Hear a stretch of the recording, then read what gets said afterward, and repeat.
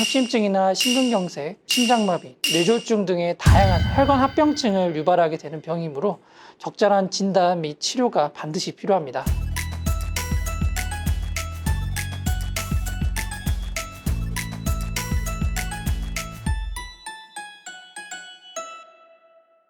저는 임상영양사 이정주입니다. 저는 용인세브란스병원 심장내과 배성화입니다.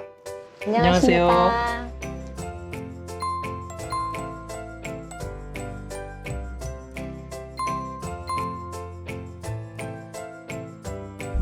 오늘은 심장내과 영양팀에서 평소 고지혈증 진료 시에 가장 많이 궁금해하시는 내용들을 정확하게 짚어보도록 하겠습니다. 고지혈증이 어떤 질환인지 궁금한데요. 워낙 흔하기도 하고 또 당장 건강상에 큰 문제가 없어 보이는데도 좀 바로 치료를 해야 될까요? 고지혈증이란 동맥경화의 주범인 나쁜 콜레스테롤이나 중성지방이 상승된 상태를 의미합니다.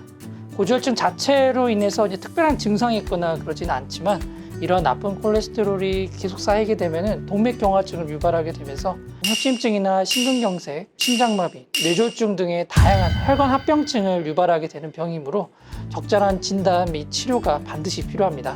고지혈증을 진단받고 치료하기 위해서 약물 치료 말고 어떤 치료 방법이 있을까요?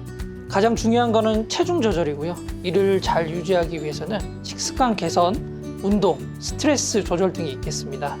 특히 우리가 이제 진료를 볼 때 주무시기 3-4시간 전에 식사를 꼭 끝내라고 말씀을 드리는데요. 우리 몸이 간에서 이제 콜레스테롤의 합성이 주로 저녁에 이루어지는데 늦은 시각 라면이나 치킨 같은 야식이라든지 음주 뒤에 1-2시간 내에 바로 자게 되면은 음식과 술이 콜레스테롤 합성을 더욱 촉진하게 만들어서 주의하셔야 됩니다. 그럼 진료실에서 음식과 관련돼서 가장 많이 질문하시는 내용이 어떤 건지 좀 궁금합니다. 동물성 기름이라도 오리 기름은 좋다고 알려진 분들이 많은데요. 일반적으로 혈관 건강을 위해서는 상온에서 액체인 불포화 지방산은 충분히 섭취해야 되지만 상온에서 고체인 포화 지방은 가급적 드시지 않도록 말씀을 드리고 있는데요. 오리고기를 포함해서 대부분의 동물성 기름은 포화 지방이라 드시지 않는 것이 좋습니다. 오리고기 같은 경우는 다른 육류보다는 지방도 적고 불포화도가 약간 높은 편이지만 그래도 큰 차이가 없기 때문에 역시 오리고기도 지방을 제거하고 드시는 것이 좋습니다. 생선에는 불포화 지방산 중에 고지혈증 개선에 좋다는 오메가3 지방산이 많다고 하는데 오메가3 지방산은 많이 먹어도 될까요? 말씀하신 오메가3 지방산은 오메가6 지방산과 더불어 다중 불포화 지방산입니다. 이 다중 불포화 지방산은 건강에는 꼭 필요하지만 몸에서 합성이 되지 않은 필수 지방산이라 음식으로 반드시 섭취를 해야 되는데요. 우리 음식 중에 대부분은 오메가6 지방산만 너무 많이 들어있고 오메가3 지방산은 굉장히 일부분의 음식에만 들어있는데 그 대표적인 것이 생선과 들기름입니다. 그래서 적절한 비율로 건강관리를 위해서 드신다면 하루에 한 번은 생선과 들기름을 섭취하시는 게 좋습니다.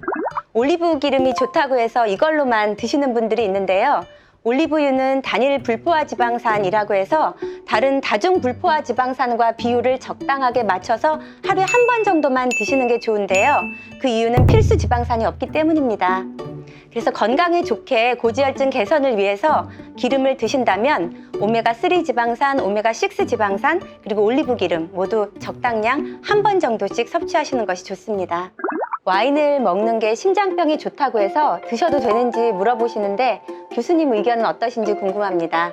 와인의 주 원료인 폴리페놀이라는 물질은 우리 몸에 유해한 활성산소를 해가 없는 물질로 바꿔주는 대표적인 항산화 물질로 알려져 있는데요. 건강한 사람에게 적절량의 적포도주가 어느 정도 효과가 있을 수는 있으나 최근의 연구 결과 소량의 음주라도 뇌경색 발생 위험을 올리기 때문에 이러한 득과 실을 잘 따져서 드셔야 할 것으로 생각됩니다. 참고로 포도의 폴리페놀은 섭취하면서 와인의 알코올이 문제가 된다면 포도의 껍질과 씨채 주스로 갈아서 마시는 그런 안전한 방법도 설명드리고 있습니다. 용인세브란스병원 식톡 식도 두 번째 이야기를 마치겠습니다. 감사합니다.